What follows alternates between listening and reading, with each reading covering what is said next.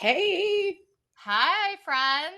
we're here. Welcome to Theology on the Rocks. We have a very unusual situation today whereby we have two guests with us. Dun, dun, dun. You may be, if you check out our Instagram, know one of these guests.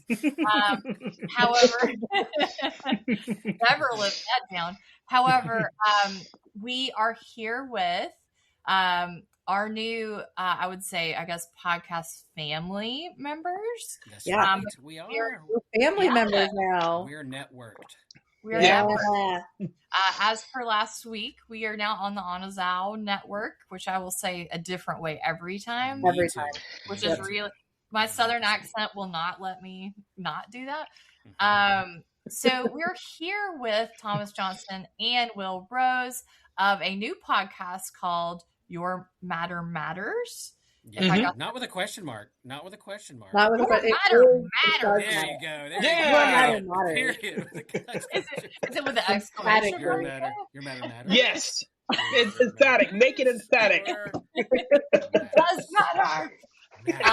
Huzzah! Of course, as ever, I am here with Christy Whaley and myself, Leah Robinson, your theological aunties.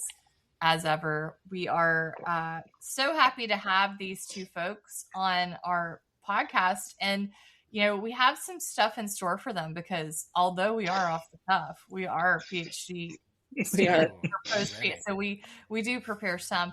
But I did want to let you guys maybe introduce yourselves, tell us a little bit about yourselves, and then tell us about your podcast, just to give you a little time for that, if that's okay. Cool. Thomas, go first, buddy. Will, I was going to have you go first. Okay. You go first. Me? You go first. Yeah, you go first. Okay, you. Go first. You're the veteran. Your beard's very rugged. I got my winter scruff going on right now. I'll probably be shaving tomorrow. But for now, we had some snow and ice, and why shave? Yeah. I don't like shaving. Also, why snow and ice in general? That's my theological question. That's the existential question. Why? For real. But I'm glad to be a part of the Anazao podcast network as well. I'm going to say it different every other time, too, just to annoy Joshua. I'm a Lutheran pastor in North Carolina in Chapel Thrill. I actually have tickets to the Duke Carolina game tomorrow night. I'm very nervous. I am. Who are you supposed to get tickets for that as well for? That's a question mark. But isn't it Saturday though? Isn't it Saturday? Oh yeah, I guess you're right. It's prime time. Today is Thursday. I keep thinking today's Friday because. Who are you rooting for? Let's just say there's a reason this guy is Carolina Blue because is a Chapel Hill fan. No one got on the right side of history. People don't pull for demons, no matter what kind they are. Blue Devils. I mean, there's always the wolf pack. Chris, you just unearthed the whole thing up here. I know. Well, but yeah, I'm a Lutheran pastor in Chapel Hill, and I know Leah and Christy from Theology Beer Camp, where we hosted here at my church a few years ago, way back when, and it's been fun hanging out with them, Theology Beer Camp, and then, I've been here in this congregation 14 years now, and it's been a fun ride being on the doorstep of North Carolina. My dad went to UNC, so I was born and raised a Tar Heel fan. I will say I support like Duke medicine and research and science. Just I don't pull for their basketball team. Yeah, at least pull for their heart hospital. I hope they have a very successful heart hospital. I think that cancer that research. Makes sense. That doesn't mean I pull for their basketball. Do you have a sticker that says Duck Fook? Those are all over Charlotte. Yeah, Franklin Street's full of those puns. It's fun. It's a pleasure to be here. I'm glad we're in the same network, and I always have fun hanging out with y'all and in person and on the internet. And excited about this podcast we put together. Thomas is one of the reasons this has happened. There's a little origin story here that I'll let him share why we even did it. Who needs another faith and science podcast? I tell you what, the world does. So, Thomas, go for it. Christy and Leah, it's glad to be here. My name's Thomas Johnston, and I'm also a Lutheran pastor. I am geographically, I'm north of Charlotte, So if you ever have to fly to Charlotte Douglas International Airport, I'm north of that. I'm south of Greensboro, and I'm west of Will. Okay. So there's a lot of direction. I'm actually north of Concord. Kannapolis? North of, I'm in Salisbury. Yeah, I know it well. Yeah. I know. Yeah. So I served a church there, and it's been good. I'm a youngin. I entered seminary at 22, graduated seminary at 26, and was ordained at 26, and so I'm a youngin. Yeah. Will's been in ministry as long as I've been alive. I also entered at 22 and graduated and got ordained at 25. So. Oh wow. Yeah. God bless us both. I'm trying to remember. I think I was 23 when I started seminary. Oh wow. We really didn't have any idea what we were doing. Pipeliners unite. Correct. Yeah, so I'm glad to be here. The genesis of the Your Matter Matters happened when I was in the car. I'm a podcast consumer. I consume a lot of different podcasts. We like theology, politics, law, faith and science. So I'm driving from work one day, and it's like, I wonder what would it be like if the North Carolina Synod had a science and faith podcast. I'm a phone call person. I do text message, but I prefer to call people, because when you live in your car, kind of like the Lincoln lawyer Matthew McConaughey, and you spend most of your time in the car. It's kind of hard to like talk and text, so it makes more sense for me to call. So I call Will and I say, "Hey, Will, I have this idea.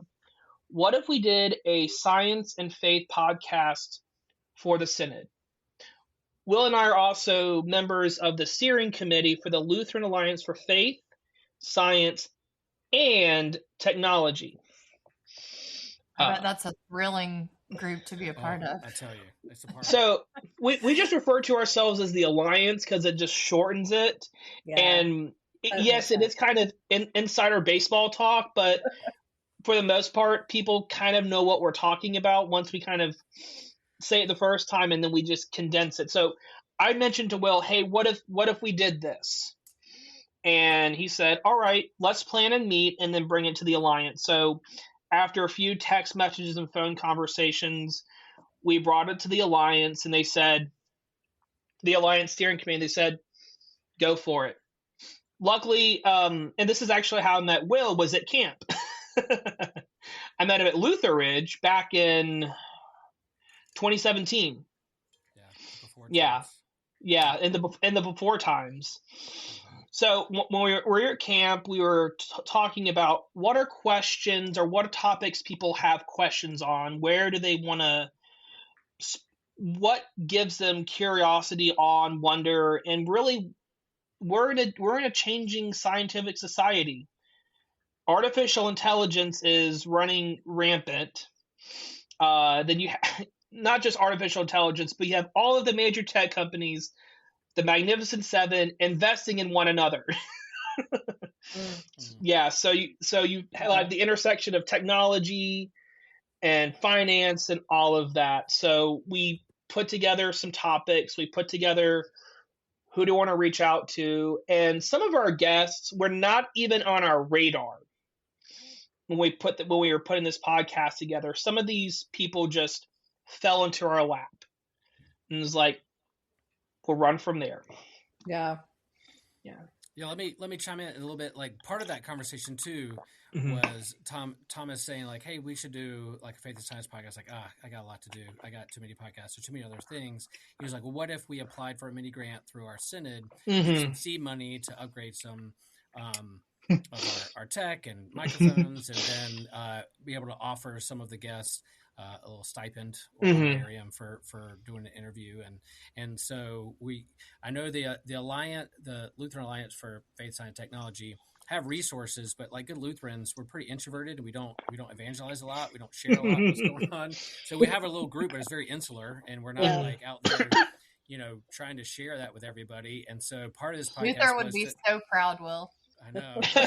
Like, we want to lift up this group and the resources, but also share that we're not the only one attempt. There's great resources, a wealth of resources, whether it's Bio Logo, Science for the Church, and stuff that happens at Theology Beer Camp. And, the asking the big questions is nothing new, but just a way to condense it. And then the idea was not just to be another podcast about faith and science, but also create a curriculum that we drop all episodes at once, that congregations and small groups and Sunday schools can use it as like a book study or a pod study. So listen to an episode and then the next week talk about it in class or in a small group setting. So we shaped around what are the top 5 questions that people ask or that I hear in student ministry, youth ministry, campus ministry, and evolution, cosmology, AI, creation care, healthcare, why is there evil and suffering in the world? So we kind of condensed that and said these are the top 5, not the only 5, but the top 5 that we hear a lot about. So let's tackle these first. And if we do a season 2, then we'll go down with other questions. But with our integrated and algorithms and friends of friends and those kinds of things, we're able to get the contact information from people that we want to talk about on these subjects and put together. And so it dropped all at once. And I was recording this last week, and I've already gotten an email from a Lutheran in Ohio who said, I heard your podcast. I love it. Thanks for the work. I'm like, that's cool. But we really do hope that, we hope individuals listen to it and it sparks or stokes some curiosity, but really want it to be in small group and in congregation communities where they're having the discussions. Yeah, I will say, having had my book, the Church of England which I did not know, did like a Bible study with my bad theology book, and then they had me come speak, but they had me come speak without me knowing they'd done the Bible study, which wasn't their fault. I think they thought I knew and I didn't. It is a whole other thing when you get a whole group of people that are just like listening, because they're going to have questions for you guys that you've not even thought about. And the other part, the other genesis to this project was how do you have conversation? So I did a write up for the Alliance's newsletter Covalence, and in there I said civic conversation's a hot commodity, kind of like gold and silver, but not as expensive. Just as risky. It could be risky. And there's the conversations I've had and experienced both in seminary and the parish, there are topics people just don't want to touch. Yeah. They're just general conversation, because it's like, well, I'm right and I'm going to make sure why I'm right. I did a book study with a colleague in Texas. It's like, I'm wrong, but I'm listening. I know I think I'm wrong, but I'm listening. And it's written by two female bloggers, lawyers on different sides of the political spectrum, but they have conversation and they're like, how do we meet in the middle? Yeah. And what's baked into our American culture is that science and faith are in conflict with one another. What we want to do with this podcast, it's like, well, not entirely. That's what's been fed, but that doesn't have to be the end all be all. Yeah, I think that's so great, because I do get a lot of questions about science stuff from my students. And like, I am a humanities girl all the way, literature degrees, theology degrees. So like, I leave the science to other people to deal with. But at the same time, I think that having resources and being able to say that these two things are not incompatible, but not even just that they're not incompatible, but they're actually things that overlap, Right. A lot of my students are going into medical fields, nurses and other kinds of techs and things like that. And I say that you're going to be faced with a lot of people who have religious beliefs about medicine and about their bodies. And it's really helpful if you have working knowledge of what's going on with religion in that sense, but also like the ability to say like, this is not in conflict with, we don't have to assume that only people who are atheists are into science or something like that. That when you come to church, you don't have to check your intellect at the door. Big part of this, like Thomas said, is to model for others how to have a conversation, be curious, to give people permission to ask those questions. They're not alone in those questions. You're not the first or last person to wrestle with this. And here's a way to engage it. We're not answering any question or solving any mysteries, but we're engaging with the questions in a way that I think it's a healthy approach to it. And that's kind of that's why we added healthcare, science of healthcare, to one of the episodes to say one of the not only did the first scientific question or curiosity was looking at the stars and thinking like, how big is this universe? Where am I from? Where am I going? But also like, how do I take care of my neighbor? The medicine person in their village of trying to take care goes way back. That science has been gone back since humans knew how to or wanted to take care of each other. So that's a main one. So are you doing theology or sexuality and gender? Not on this season, but coming up season 2. Possibly season 2. Well, hey. I mean, what breaks up a church if not for those things, eh? Yeah.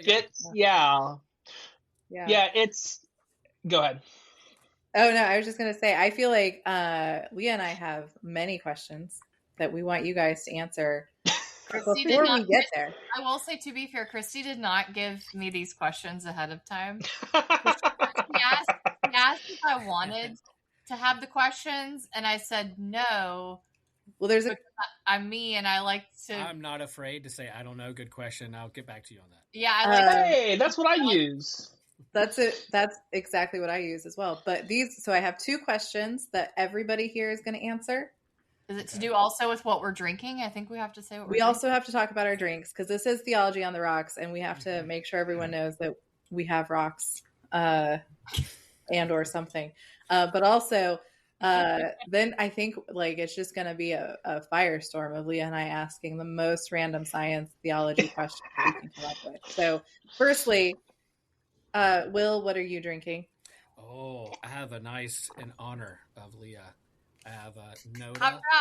Hop Noda. Roll. I love the hazy stuff, as hoppy as it can get. I love, and so at my local barcade down the road, Baxter Barn Arcade, what they have on tap is Hot Drop, and I get it all the time. So I went and got some just for this.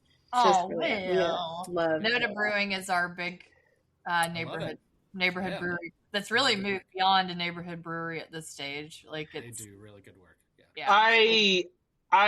Is it Noda Brewery or Birdsong that did the jalapeno pale ale? That would be Birdsong, and I'm a bartender in another life. So. Okay, it's a bar.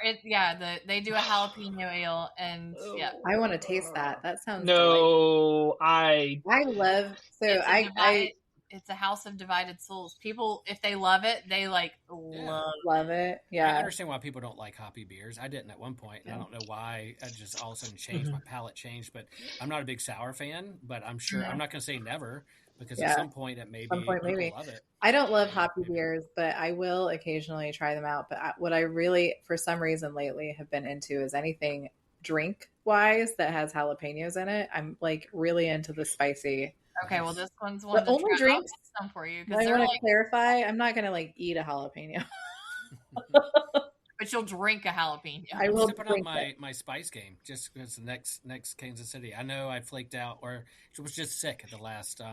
Something was going on. I don't know. I should not have done hot ones. But I'm ready. I'm ready for the Kansas City. Like we had a full apologetic for you, Will. We could have thrown you under the bus, and this is how you know that we love you. If you listen to that podcast, you're like, Will is sick. We will take no other questions. He's in the nursery.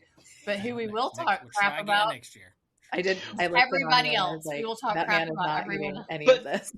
well, let's just keep in mind you're just waiting for your Rocky's hot chicken fix.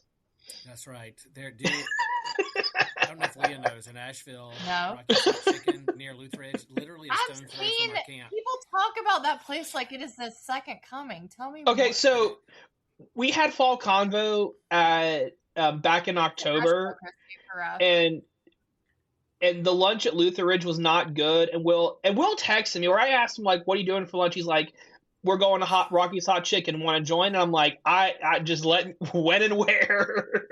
There's like 3 or 4 things that are like my top hobbies. You know, like surfing, comics, theology, Rocky's church, Hot Chicken, and then like Rocky's a fried Hot chicken connoisseur. Wings, fried chicken is like top game. Hoppy beer. There is anybody who says like, what is Will's final meal going to be? They just immediately say fried chicken. Immediately. So Rocky's Hot Chicken is some of my favorite chicken ever in the history of chicken. And you can't get it spicy. You can get it like original, mild, all that stuff. And when we go to camp and do a full week at camp at Lutheridge, I'm usually, one time I ate like there 3 times in one day. Like I went for an early lunch and then somebody had like skipped lunch. They want to go with me? Sure. So I went for lunch and then they skipped dinner. So where do you want to go? I was like, let's go to Rockies. So I went there like 3 times. The person behind the cash register was like, I got like 3 different styles of chicken. Maybe one, I had a side salad once, you know, one of those meals just to. Is there a veggie option for Christy? Is there like cauliflower sauce or something? Yeah. Is there? They have some, yeah, it's Asheville. It's Asheville. It's Asheville. Oh my God. Yes, They would have stuff for me. That I was in Asheville for New Year and I was with my friend who is also vegetarian. Well, she's pescatarian, so she's got a little bit easier, but my kids were there for New Year's. Did you guys run into my kids? Did you go were they also at the Ava Brothers concert? Because that's what we went for. But yeah, it was great in terms of being vegetarian because I was a bunch of hippies. It's like I'm not used to it in the South. In North Carolina, basically. So love it. Yeah. I think when Will and I went, they were out of breasts and thighs. So you could only get wings. You could like they it's were. Hard. It's hard for a chicken place to be. The patriarchy. Like, one time in Scotland. One time in Edinburgh, they actually they opened a KFC, and like day 2, they ran out of chicken. Chicken, all of the chicken. It's KFC. It's my nightmare. I don't know what I would do. What do you? When I lived in Glasgow, they opened a Taco Bell, and the line to get in the day it opened went around the block, and I was like, "No." Well, now I'm curious. I'm curious what you guys are drinking. No, Thomas. Yeah, Thomas, what are you drinking? Yep. I am drinking a Chattanooga straight whiskey bourbon. What? Nice. Chattanooga. Leah's got a Chattanooga Whiskey Company sweatshirt on. That's where Leah's from. That's where I'm from. That's her birthplace. I got this over the. That's amazing. The Christmas time. It's great. It's real good, and I like the bottle. I'm like, I never had this bourbon before. I like the bottle because it said "Made in Chattanooga" and it was imprinted. And I'm like, this is good. Same bourbon, same. Made in Chattanooga. Made in Chattanooga. And of course, I always have to have water. Mm-hmm. Water is good. That's I get my water in my beer and Diet Mountain Dew. That's so funny. I were you alive, Will? If it wasn't beer, it would be like a 12-year-old's just dream right here. Chicken fingers, Diet Mountain Dew. I know, you're like, I eat all this chicken, and I'm a Diet Mountain Dew. Amazing. Leo, what do you have? Chattanooga whiskey. No, I don't. No. I have. It would have been great. It would have. I have some in the cabinet. White Claw Surge. It's White Claw. My husband's not back from work, and if he came home and I was just whiskey drunk, can you imagine Stuart? He would be like, "What is White Claw Surge?" White Claw Surge is higher. It's got a higher percentage. It's leveled up. It's like a double IP except double. The Surge is right there. Oh man, 8%. Dang, that's more than mine. Leah goes hard on her seltzers. That's why it's a 7.2. That's why it's a Surge. She always has a Truly, so I just assumed. But White Claw. I'm so sad because the higher octane, I can't really drink like the 5%ers anymore because we can psychoanalyze that scientifically if you want. But well, we're talking faith and science, so we. I know. I already know the answer. I drink it too much, but the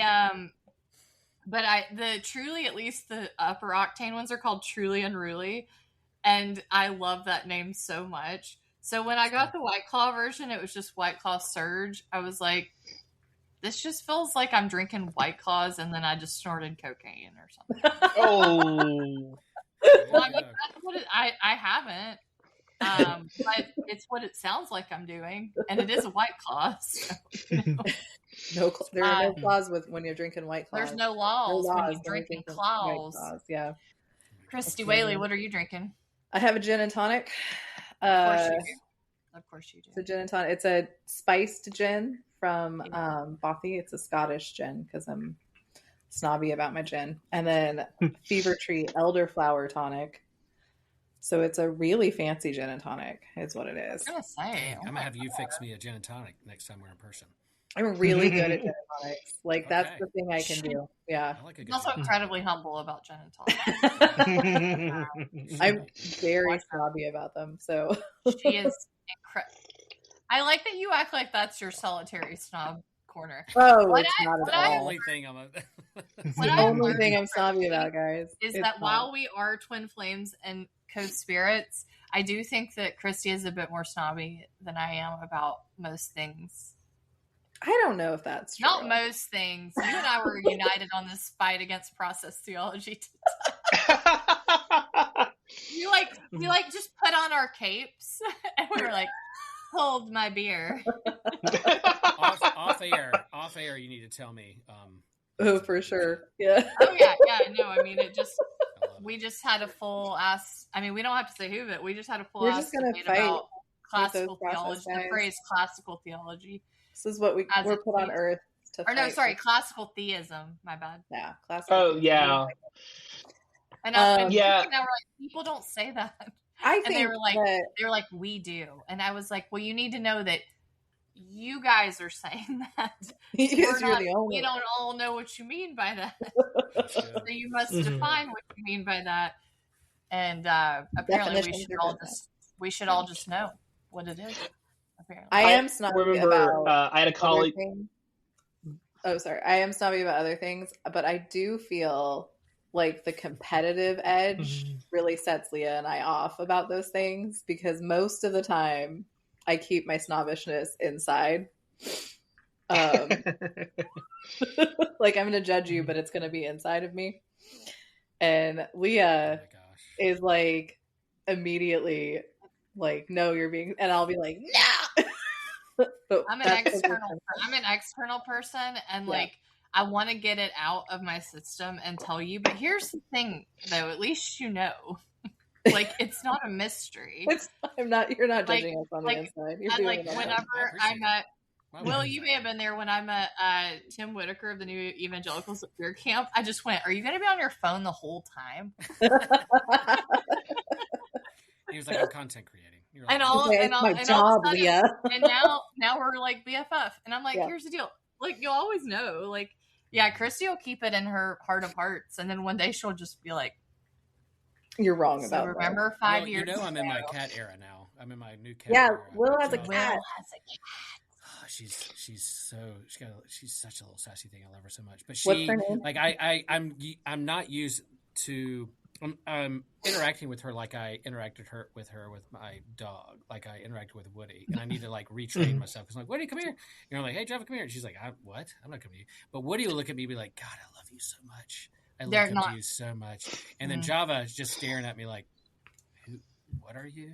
Why am I here? You're privileged to be. Do I know if I love you or not? I don't know. Don't ask me. And by the next minute, she's in my lap purring. I'm like, okay, you can stay here. And then she'll scoot away. But it sounds like Java's trying to figure out if her matter matters. Yeah, she knows. Java knows her matter matters. Okay, she's looking at me like whether my matter matters. Your matter. There's like a TikTok that is like this comedian, and he's like, when it comes to my dog, I'm like hiding from my dog. He's like sneaking to the bathroom or going out the door. And then he goes, whenever I see my cat, I'm trying to get my cat's attention. Like, I'm here, look at me. He said they like treat the cats like they're like D-list celebrities, that they've just appeared. And that they're like, ooh, hi. Oh, hey. Yeah, I love that. Like, yeah, she knows her matter matters. She's looking at me like she's still trying to figure out if mine does. That's a great phrase. Hers is like she's like, my matter matters, but does your matter matter? Jury's out. I'm trying to figure that out. Let's do a podcast and as long as you keep feeding them, your matter matters. Yeah. Okay, stop feeding them and pass from this earth. Your matter will also matter again to them. So I hear. We'll see what happens. Okay, cool. Everybody has to answer these questions. All four of us. The first one. So I thought there was a second question. Oh, the first one was drink. The drink thing was not the questions. These are your two questions. So we know that if you need Batman, you shine the bat signal into the sky. Okay. What is your bat signal? Oh, that's so good. A book. A book. Like a specific book or just any book? Just an image of a book? Just an image of a book. Okay. Does it have to be a light? Is that what we're doing? Yeah. It's like they could shine the light, like they do with the bat signal. They shine it into the sky. Yeah. No, I've seen it. Yeah, I've seen it. Yeah. The Dark Knight. That's how Christy talks to you when she's being snobby, right there. So there's a signal, and there's a movie series. There's this man named Batman. There's only the most recognizable superhero symbol of all time. So, The Dark Knight was a top movie when I was 10. Why are you so young? I was going to say, I'm so old. So old. Okay. So it was I feel like mine would be like a Trinitarian woven, almost like a Game of Thrones, like a bunch of things woven between. Yeah. So one would be like a shaka, like surfing. Yeah. The other one would be like a Star Wars Rebel sign, and then a chicken. That dude, that's Will. He surfs, he loves Star Wars, he loves fried chicken. There's his top three. I love it. I mean, busy. It's busy. It's busy, but they're like, what is that? I can't. Is that flipping me? No, it's a shaka. It's not flipping me off. I feel like this is helpful though, because you definitely know that's Will. Like that's Will's bat signal. That's the Will signal. But the real question here is, do you need to know exactly who's sending the signal, or do you just want to trust what the symbol says? Here comes the theologian. What's behind the symbol? Who's shining it? What context is it I'm from? Sorry, but if the bombs start dropping, you're maybe not the person I'm coming to. Okay. Does Batman know who's shining the symbol, or does he just need to have? If I need a bomb shelter, I'm not coming to the Star Wars chicken leg symbol. Do you need? You shine what you need from that person, so it's got to be specific, because you shine the. If I get hungry, or I have a Star Wars. Stuart dies. I have wings that are uneaten. Quick, I have wings that are uneaten. A Star Wars question and a surf contest is on. Who could I do? Shine the symbol. Shine the symbol as well. Shine the symbol now. Do we need something really hard? Danger? No. Sign somebody else's symbol, because he's in the corner laughing or giggling or. That's good. I like this question a lot. Okay, we have. Yep. I think I would, based on these responses. I mean, initially I was like a cat, but I don't. Whatever. Let's not trope it up too much, William.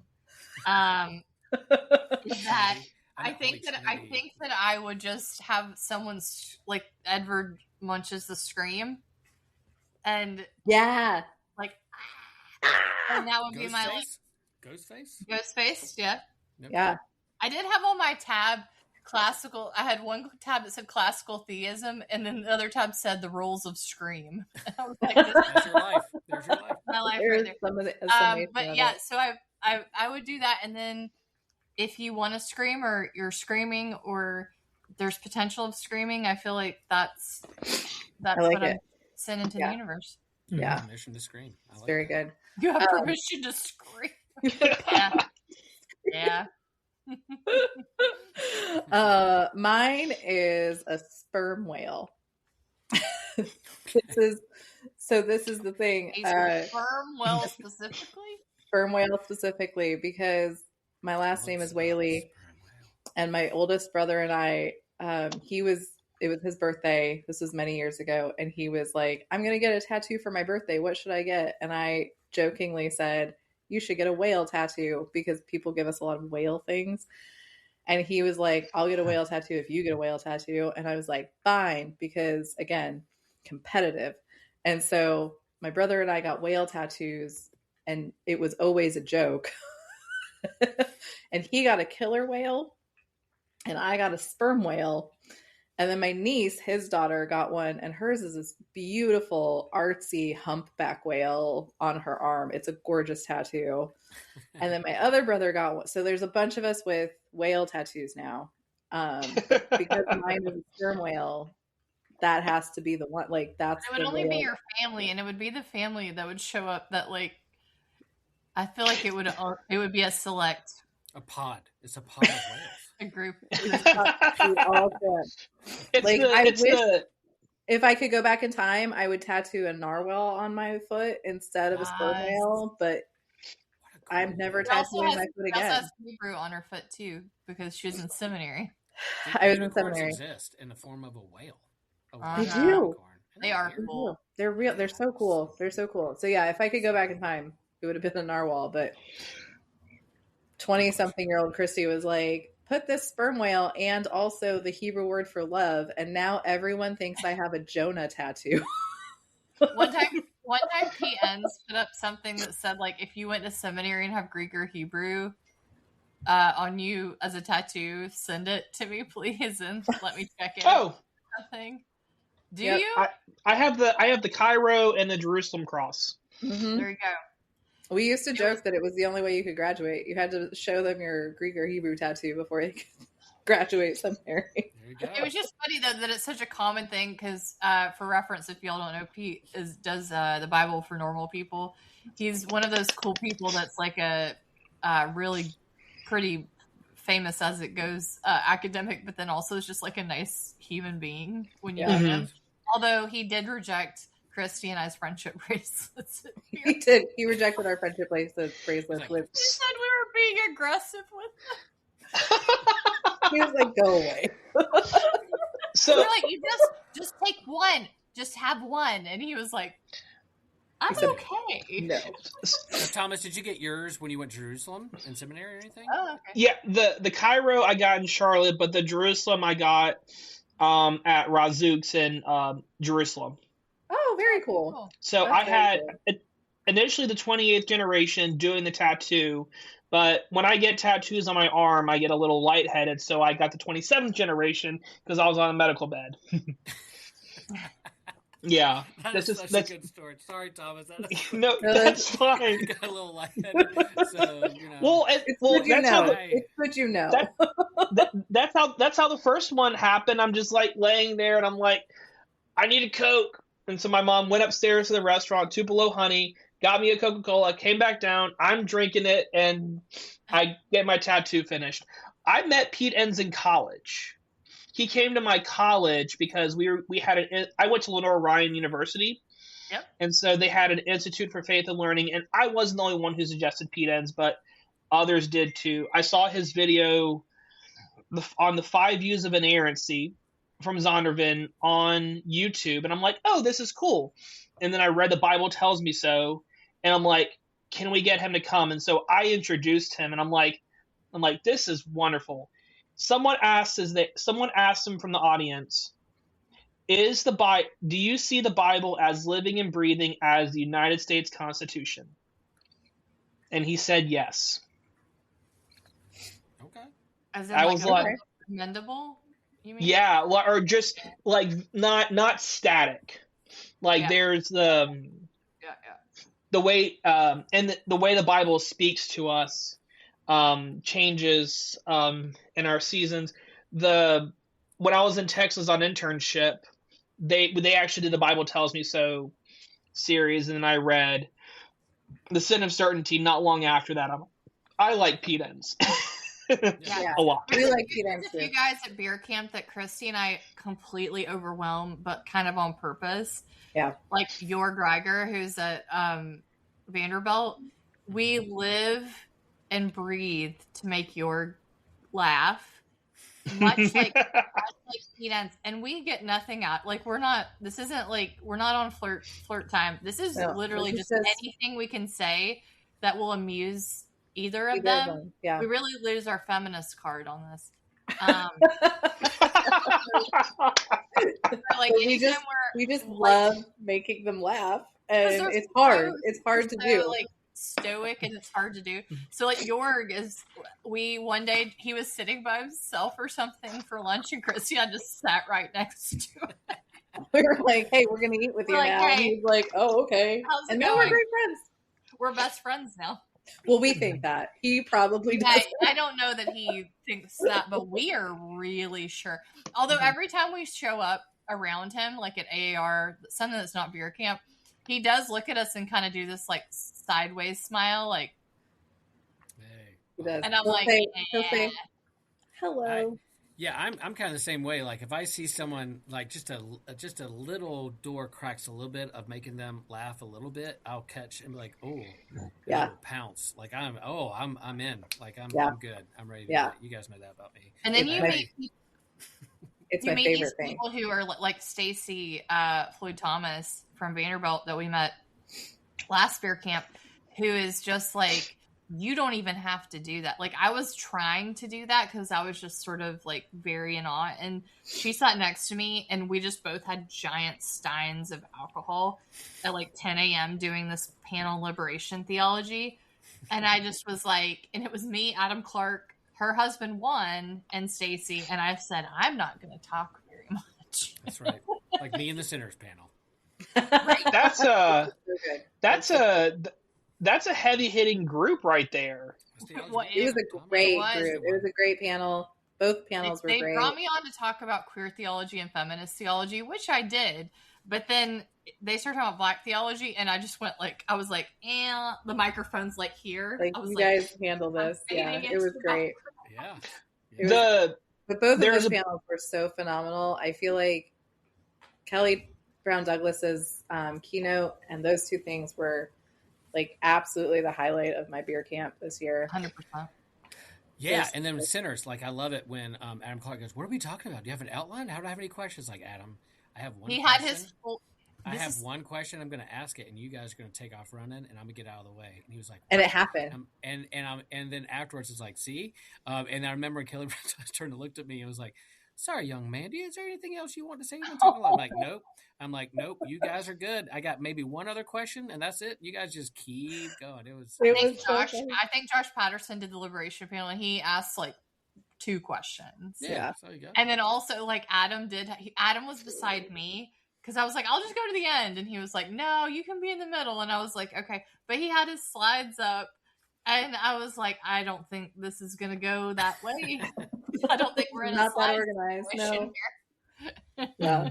Well, okay. This question of like the bat signal could, in terms of, I'm always doing icebreakers with groups, campus ministry groups, church council members, blah blah blah, and that's when I'm putting away as like. It's a good question, huh? Yeah. It's really good. My second one is similarly good.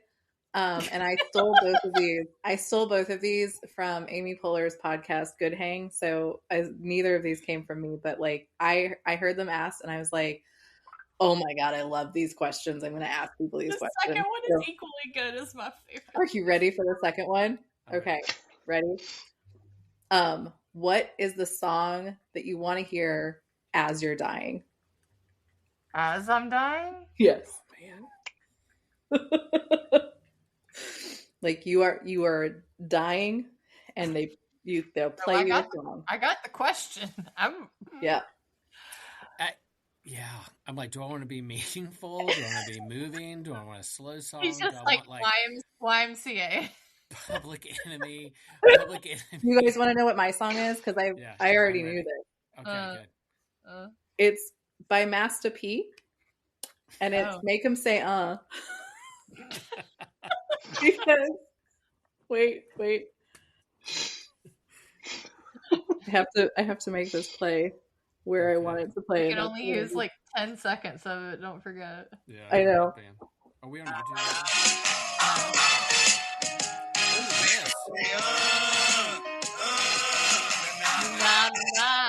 Because I can participate while I'm dying. So what will happen is you turn the song on, and it goes, "Make 'Em Say It," and I can be like, and then down. Her last breath. That was her last breath. Her last words. Perfect. If that is happening and I am present, We don't know which one's going to go first here. I'm going to change it. And I'm going to remember this conversation, and I'm still going to change it. That's rude. That's rude. I know. You can haunt me. That's good. I can also tell you what Haley Williams' answer was, and it was staying alive.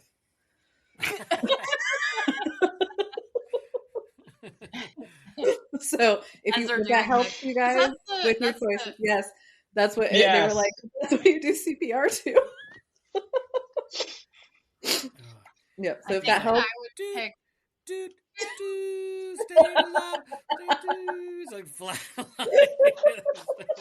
See, I think that I would do. I'm gonna be like, because Stuart will inevitably outlive me, and so he'll be there, and I just want him to really feel things. And so I think I would do Dashboard Confessional. I will follow you into the dark. Oh, that's a good one. Mm-hmm. Yeah. All right, I got mine. Not Dashboard Confessional. Sorry, Death Cab for Cutie. I was like, wait, this is wrong. Yeah, Death Cab for Cutie. I will follow you into the dark. Yes.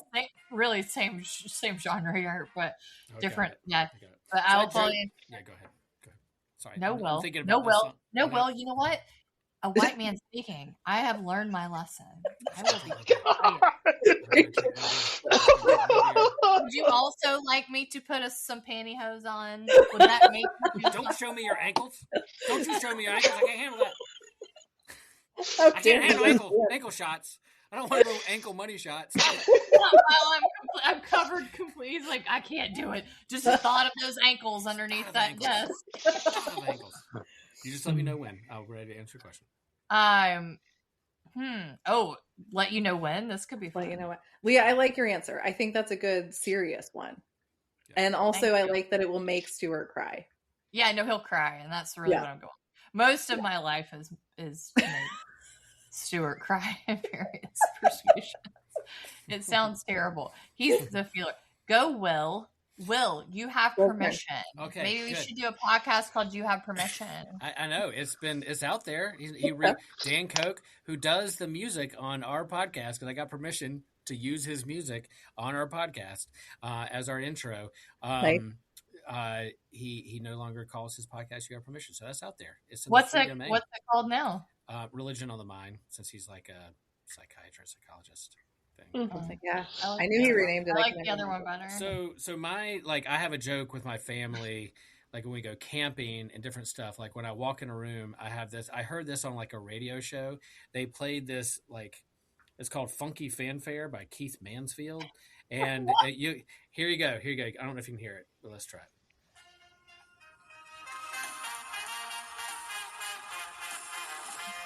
And it's kind of like, hey, everybody, welcome to the Will Rose Show. I like it. Welcome to the last episode of the Will Rose Show. Yeah, so whenever people start talking or I walk in a room, it's my walk-in music. So whenever I walk in, I just go, hey, everybody, it's Will. What's going on? I'm glad to be here. It's like a radio show thing. So I think that would be funny. Funky Fanfare would be great. If I was going to make people cry, there's a band I like, a British band called Elbow. And they have, I saw them in DC, and they have a song called Mirror Ball, and it's gorgeous. Oh, yeah. So I think we played that one. It would make all my family cry. But I think Funky Fanfare, I'm going to find mine now since I haven't played you. Uh-huh. Oh, wait. Thomas, do you know your song yet? No, I'm thinking. This is a thinker of a question, so it's okay if you need another 10 seconds, though. Oh, Aren't you feeling? Death Cab for Cutie? Yeah. Is that Death Cab? Yeah. Yeah. Yes, I said this, Will. It's good. They're coming they're coming to Durham or Raleigh. You should come watch them. I think in the spring. I think it's that would be awesome. I might. And alongside that, you can give me your tickets to the UNC Duke game, and we'll just call it even. The next Carolina Duke. I actually, I had a deal with one of my friends that she would play "Make 'Em Say at my funeral, and that they would rig it so that my body would sit up right when it was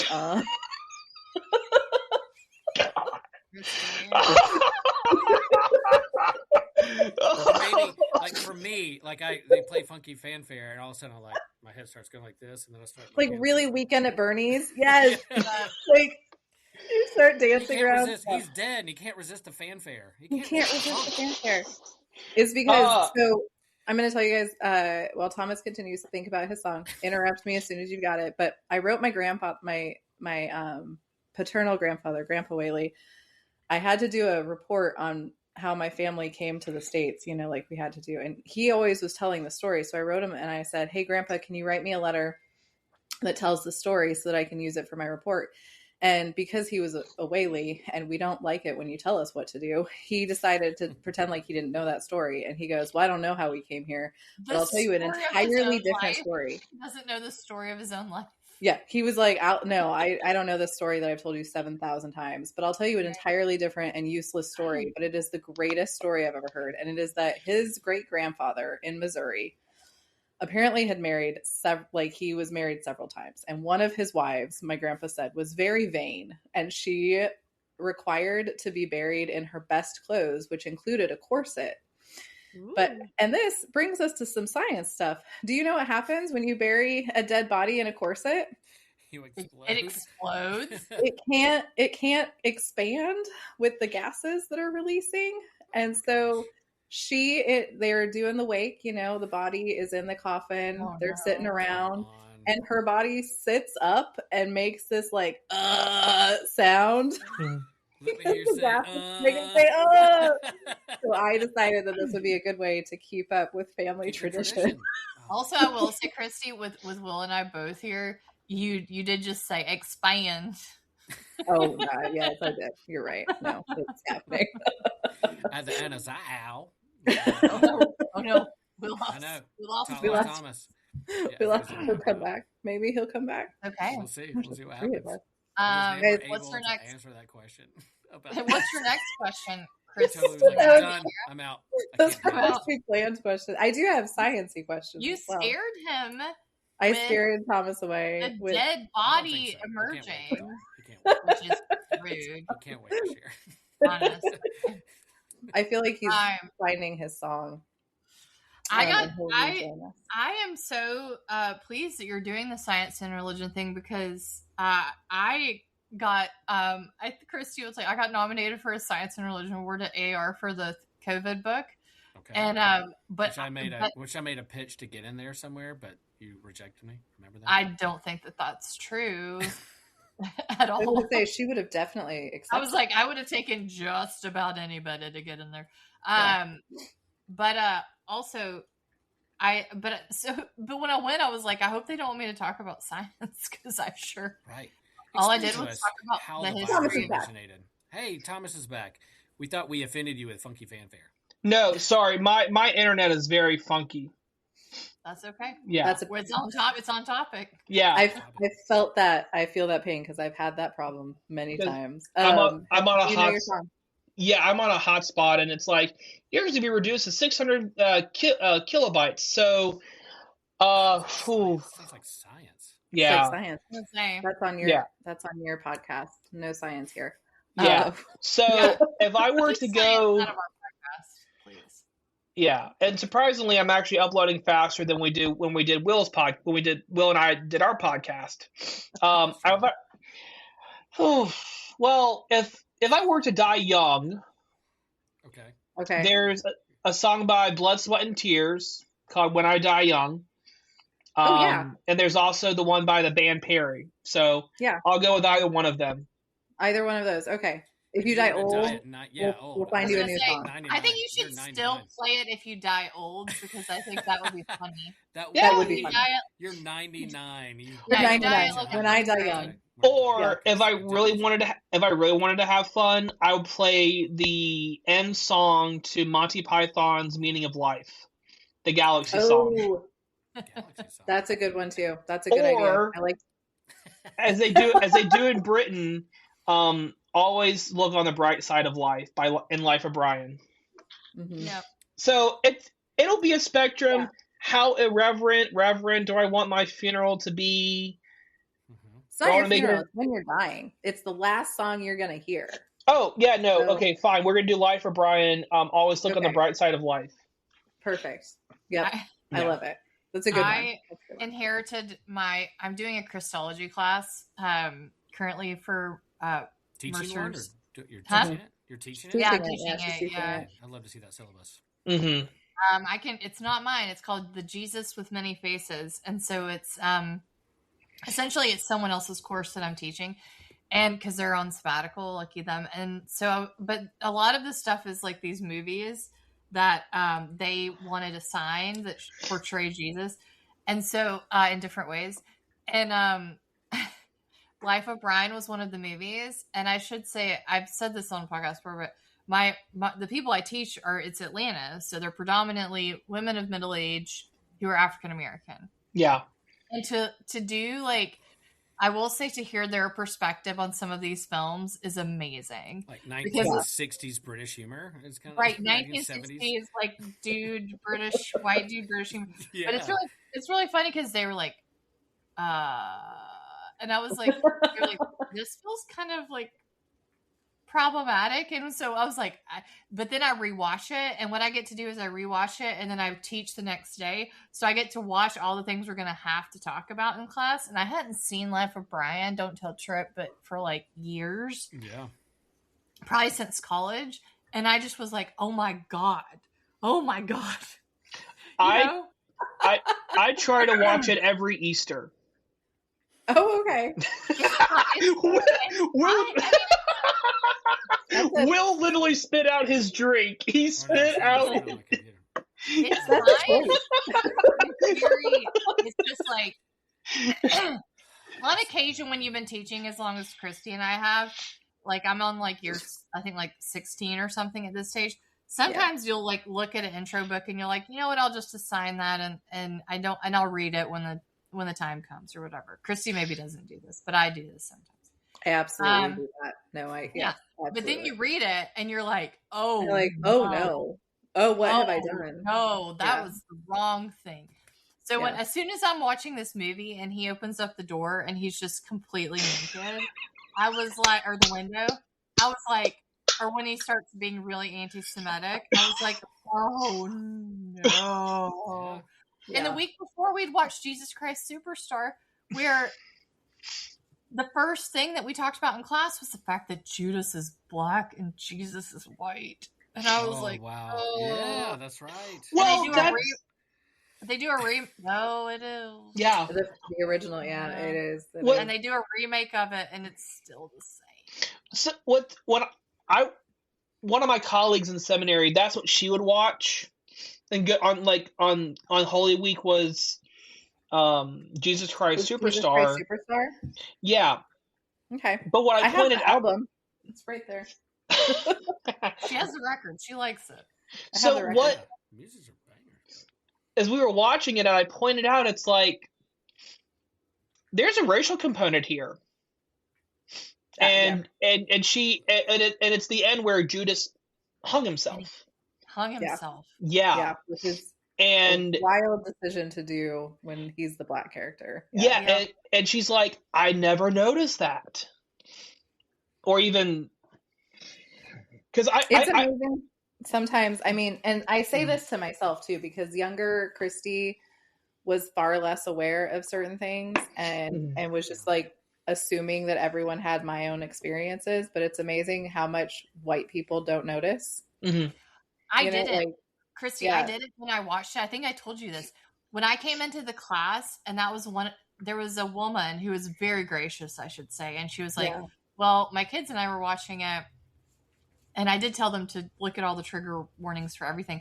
But she goes, and so I felt deeply uncomfortable that there was, this black Judas who hung himself and all this stuff. And I will tell you, to your point, Thomas, is I had watched it the night before and hadn't even, that dynamic, I didn't even clock it.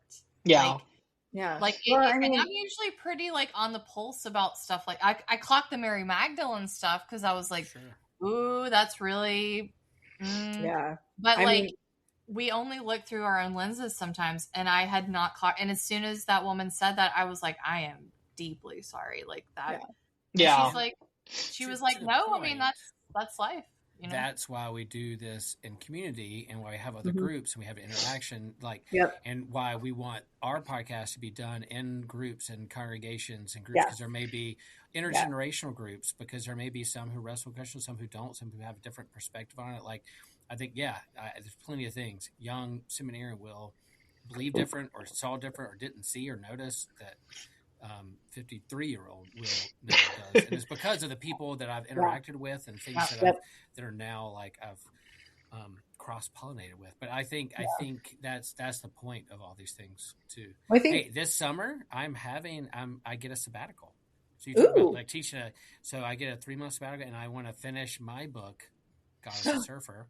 And then I'll come back on the podcast. I don't know how long it'll be, but it'll be just like Will's take on surfing, some theology, some content creating that I did doing surfing. I love it. But, are you doing it yourself, or are you doing a publisher, or what's no publisher, just me. And I have a member of my church who has this kind of in-house publishing thing that he did one thing for me a little while back. But I love that.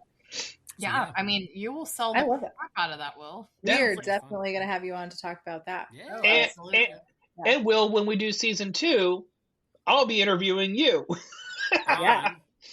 Will, that's the goal. I have another question though. So you said you covered like the top 5 questions for season 1, roughly. Right? What if, like, in season 2, if each of you could say, this is the question that I really want us to cover, what is that question? That's good. For me, I don't know the answer to that. I think part of the feedback of this one would be like, hey, for people who've done a pod study or have interacted with this, let us know what's next. Yeah. Of course, we could go deeper in AI and tech. We just scratch the surface. All these, we just scratch the surface. But I think, do you want us to go deeper into, aliens, astrotheology? But I do think gender and sexuality is one, creation care, environmentalism. We touched on it in evolution and cosmology, because how you see evolution or cosmology affects how you see the world around you and the people around you and how you take care of the earth that you entangled with. But I think that's good. We didn't touch on science of the mind or neuroscience or kind of consciousness. We didn't touch on that one. So I think that would be next one for sure. Talk to a cognitive scientist. I mean, I think you guys definitely need to do a season 2. Well, and there's a theologian who works in our church body's national office. He did a liberation theology of neuroscience. Yeah. And so like he put the two together, and I was with him back in DC for an ethicist gathering, and it's like, do you have your book on you? He's like, yes. I'm like, sure. May I asked him if I could have a copy. It's just he shined the book symbol in the air, and you went, and then you got the book. Yes, you shined the book symbol in the air. Yes, that's the hardback, so you can get the other. Yeah, it was paperback, which is good. To echo Will, it's kind of not to dive into populism, but like, what do the masses want? What are the masses' questions, and then how can we then dive into that? I think it would be great to do a topic on the sin of certainty. Like I was talking with a parishioner yesterday, and he brought up a Southern Baptist preacher who has died, but and has like a podcast series of his recordings, and he has like, why the certainty about the Word of God. So I saw that, I'm like, all right, my hankles are raised. But I'm gonna just kind of listen and then dive in later. But again, talking about, well, what do we mean by certainty? What do we mean by the Word of God? Okay, how does the Word of God then correspond to the Bible? And this is where Karl Barth's helpful, but we're not going to dive into Barth. There are other podcasts that dive into Barth. You can. Christy likes Barth. So I was going to bring up to you guys, I have a really good friend who is also a Lutheran pastor out in California, and he wrote a book on it's called The Lord, the Giver of Life. It's very dense, but it is a kind of theological approach to evolution and understanding, and he's a Barthian, so it's very up that alley, but he does a lot of that science and religion stuff. He taught a class when we used to work together, and he taught a class on bioethics and religion, and they talked about things like cloning. Hey, And I just heard a ding. Like I did too. Cloning, cloning. bioethics. That's like the next step in like the science of healthcare. So talk about bioethics. We've been talking about that for even before, like those kinds of things. As the technology with the science and technology with healthcare prolongs life, the bioethics of what you can or can do or should or shouldn't. Yep. That's a good one. He talks about euthanasia. What's his name? Aaron Smith. I'll send you his contact information, but they talked about euthanasia and I mean, there are other topics, but I just remember those two, the ones that kind of stuck out to me. My two would probably go 10 years ago. No, Leah, sorry. So no, I'm just saying I had two that came to mind. One is having done the COVID book. I think that it would be interesting to do religion's influence on, things like vaccination or any kind of science stuff like that, and especially in the U.S. and that's selfishly what I would like for you to do. I mean, I think who we talk about on the podcast, Emily Smith is an epidemiologist, and she has the Friendly Neighborhood epidemiologist that her Facebook during COVID, her Facebook page went somewhat viral, and then her husband's an evangelical pastor, non-denominational in Texas. And when they were there, they had to literally move because she was getting like death threats at COVID, talking about vaccination and things. And then she's now at Duke and teaches there and has a fantastic Substack. She's just amazing. I met her at a mutual friend at a BioLogos conference in Raleigh. And so she was like my first pick to think about who we're going to talk to when it comes to the science of healthcare. And her book, Science of the Good Samaritan, or the Good Samaritan, book's right over there. But anyway, she's amazing person. Yeah. It talks about that, like the science behind healthcare, but also what you're doing overseas. And then we got into the cuts and the Doge cuts and the vaccinations and how it's really hard. And my question to her was like, all right, like all this stuff's being, who do I listen to? If another pandemic breaks out, where am I going to go? Or who do I trust? My mom. Yeah. Your mom. Her mom's a nurse. So okay. I just ask her questions, like, cause she's my mom. She was able to answer some of those questions. Like, here's some things you can do to do good work. And, but those questions, going deeper in those, absolutely kind of keep the ball rolling. That's good. My second one is, we talked about today is, the ever fantastic Jamie Clark Souls. Yep, Jamie Clark Souls was on our podcast a while ago. We had her on our podcast. We've only had a few people on, and she was one of them. And she does psychedelics and spirituality. So she's a minister. She's an ordained minister. She's at Emory now, but she was at SMU. And she did a actual like study at Johns Hopkins where they like gave her like, was it LSD or was it psilocybin? So I don't know enough about drugs. It was a psychedelic drug. Psychedelic, yeah. And then they made sure she didn't die, and then they like kind of like they just like let her have her experience. They let her have her experience, and she is cool to talk to. Like, really, and I will say, like, that may not be something that's like detrimental for the church or anything, but like I will say it is interesting, especially with the history of religions that talk about using things like, like ayahuasca and stuff and all of that kind of thing. Like, it is something that has been in the history of world religions. And so the fact that she did it and she has a lot of insights from it. And I think she has a book on it too now. We'll have to, because like I said, it was a while ago, but we saw her also present at AAR this past November with scholars of religion and other religions. So there was a Muslim and a Jewish man also, and then her, and I can't remember who else was there, but all talking about the ways that it fits in within like their pastoral care and stuff. A very kind of practical discussion about it. It was fascinating. It's the next step up from Theology Beer Camp. Christy and I are going to start Theology LSD Camp. Okay.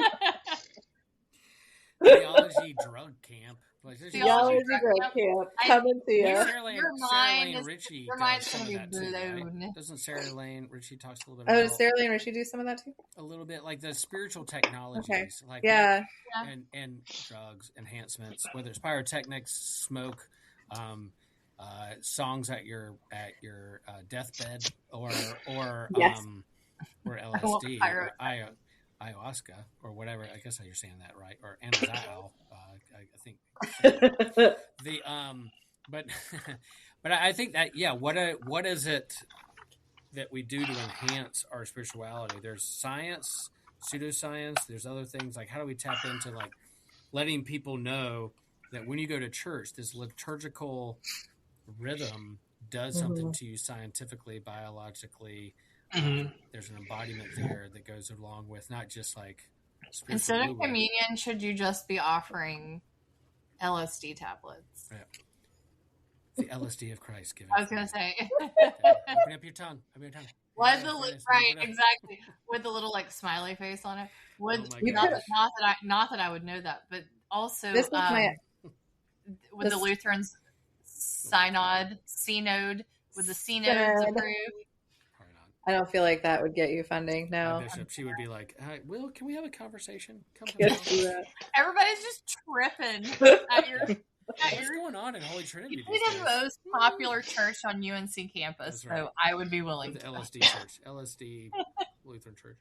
I don't know if this is something that would be on yours, or if we should have Dan Koch do this, but I am always fascinated by the conversations around music and psychology, and like the elements of music that can like tap in, specifically get you to have certain feelings, all of that kind of stuff. I think that's so fascinating.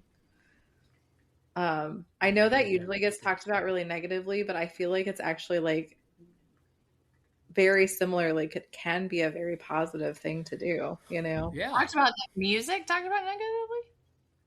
Well, like I hear a lot of people saying like, worship music is a manipulation so that you feel good or whatever, which like, obviously I'm on board with some of that conversation of like, yes, CCM is largely. How do you manipulate someone to make an altar call, give their life to Jesus, like, and then you how are you them to be in a small group, and then you but like I also feel like I mean, we're all big music fans here, and so I feel like obviously there's something about music being an emotional connection or emotional high that I think is really a positive thing, and I feel like having more conversations about the positive aspects of that. Every time that you say I'm a music fan, I'm going to think of Make 'Em Say, and I can't. Make 'Em Say, Duh, I love it. But even our final episode, it's the best.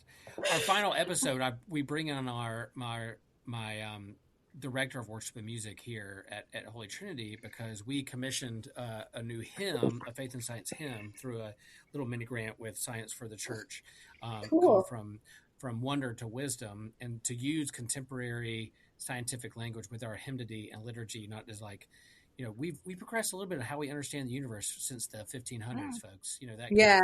Let's look at a long, age-old expanding universe and how we incorporate that into our hymnody and liturgy. And so we commissioned that hymn, and that's the final thing you hear on our podcast, and the final episode is this hymn. It just closes us out. And so she's doing her PhD in music to talk about how liturgy, of not just the importance of it and the baptism, our understanding of our baptismal identity, but how this affects. So we sit down and talk about how we plan worship, and we're talking about Lent coming up, and we're going, hey, we're going to do a couple Sundays where it's just an all a cappella Sunday. It's going to freak our people out, but we're like, this is why we're doing it. We can do That's so cool. A cappella liturgy, and this is why. And so we're not manipulating people, but we are tapping into a certain way of worship that helps people center themselves in a noisy, busy world. What are we doing? And so it's intentionality behind it. We're not manipulating, we're being intentional. But I think manipulation can be synonymous with intentionality in a way. Absolutely. Like I don't think that it necessarily has to be, this is me theologizing, but I mean, I don't think that you said it has How's that white claw hitting? Look, you see that diploma right over there? I'll see that diploma. Just talk fast. But it can be the same in a way, I guess, because it's like, I don't think manipulation is necessarily negative. Like, I think we see it as negative, but it's like, you know, when those hymns that hit, you know, these old hymns that still hit with me, if I hear Amazing Grace, I will cry. Yes. I will cry. Every time. In a church. Now, that's an old ass hymn. Like, what is it? What is the psychology that makes me do that? You know, I think there is something behind that. Like, it's psych. Yeah, you're right. That is. Dan Coke, I was going to say that even some of the stuff that, I mean, there was a significant period of my life when I was exposed to a lot and like happily listening, not day to day, but happily listening to a lot of contemporary Christian music. Was that Hillsong? Not Hillsong, but like similar stuff. But David Crowder, I remember being very like David Crowder. I like David Crowder. But Will and I are. Did he become? Our God is an awesome God. Will and I are in an Instagram group chat, and one of our pals sent us. It was like a what? I know, Leah, you're missing out. It's like a FOMO. It's like a. When did this commercial? You know those old? We used to have CDs where it was like all the top hits, like Wow or or whatever. The Now That like, blank. The Now That So it was like it was a spoof of a commercial of old Christian music, and it was playing. You know, like I mean, David Crowder was on there, Hillsong was on there, Michael W. Smith was on there.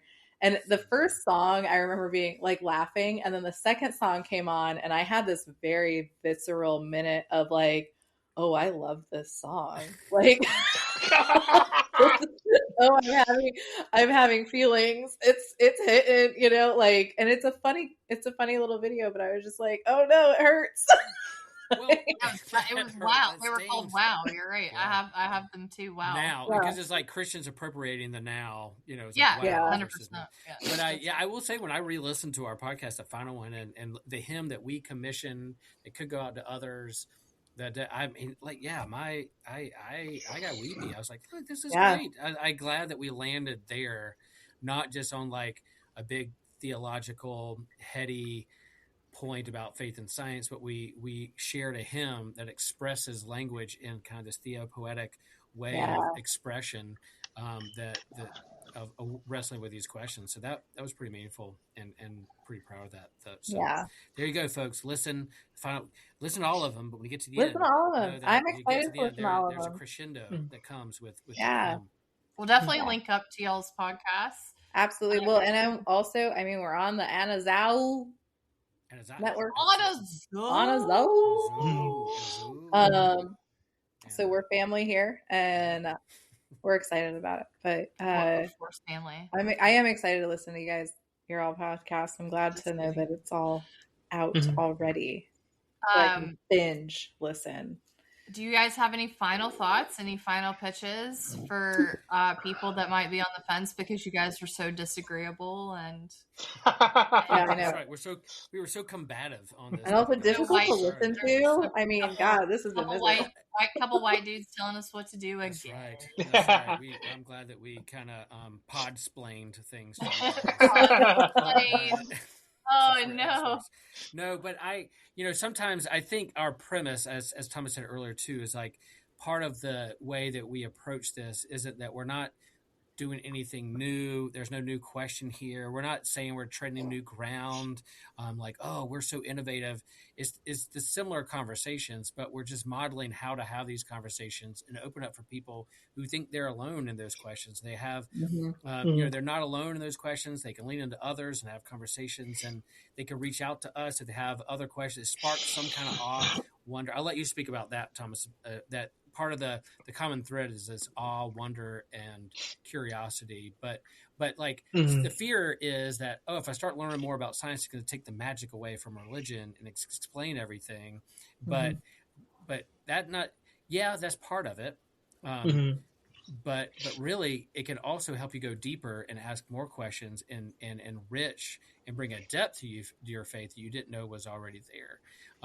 And so that's what we seek to do with that. And we're on Instagram. We have a little account that's growing there. You can DM us. You can message us. Through email. Find reach out to the Alliance. Lots of resources. If you have questions about what book you should read or about a certain question or topic, there's plenty of them out there. We can direct you. Our show notes list a ton of resources. It's not just us talking, thinking that we know everything. We're leaning on people who've done this before and better. We're just trying to lift up what people have done. So that's a good idea. Will, could you talk to the process people about that? I will. Anything new? They're also in a process of becoming. So Well, hey, that's a quote by Luther. So there you go. Yeah, they're just that we're in the state of becoming. Right, but they'll say it and they'll be like, "We did that." Nope. Luther's just flipping. Not Luther. Yeah. I know. I'm just saying Luther's flipping in the grave.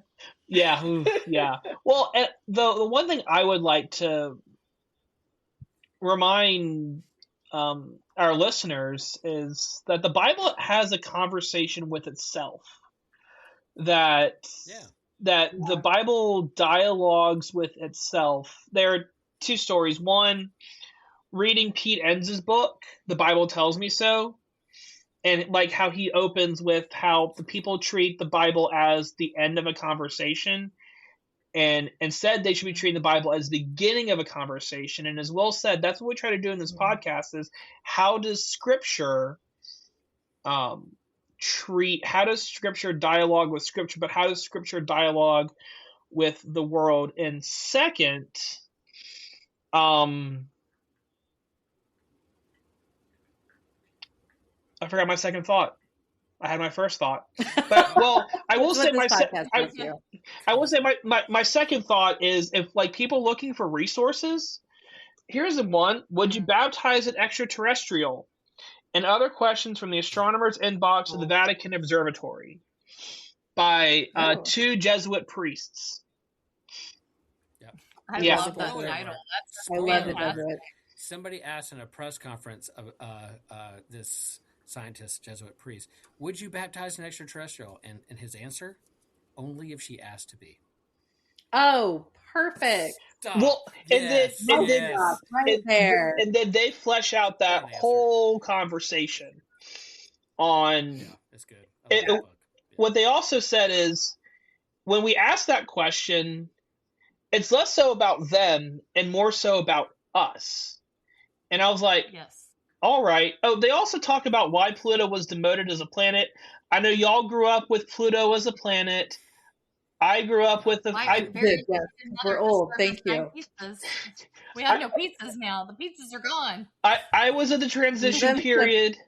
I was 8 when Pluto got demoted to a dwarf planet. Stop. Oh my God. Age, Thomas. Age brag. We got a new brag. Ageism is happening right now. Back in my day, in 2004. Well, back in your day, you were writing on stone tablets with a rock. Correct. No, we also agree with that. Where I was. I was playing video games with a quarter. Christy and I are younger than Will, so we can also agree with you on that. He invented the wheel. Did you know that? Did you know that Will was around when fire was discovered? The wheel. The wheel. Will is so old. Wheel. I hate that. Will is so old. He was one of the first witnesses to the meteorite that hit the dinosaurs. That's right. I was on the Will is actually Karl Barth.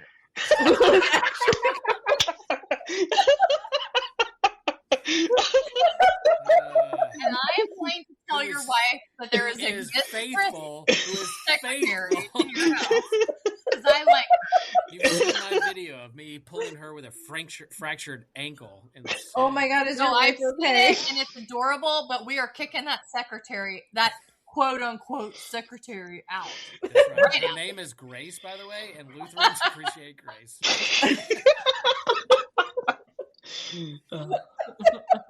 So I on that note, guys, I think that we will conclude and wrap it up. Yeah. And now that we've sorted all this out, I know we solved the problems of the world. So there we go. Figured it out. I'm so glad you guys were on today. We were both really excited about this, and it was as much fun as I expected. So thank y'all. We're in the same family tree. All right. So absolutely, thank you, and guys, we'll see you next week. See y'all next week. Bye.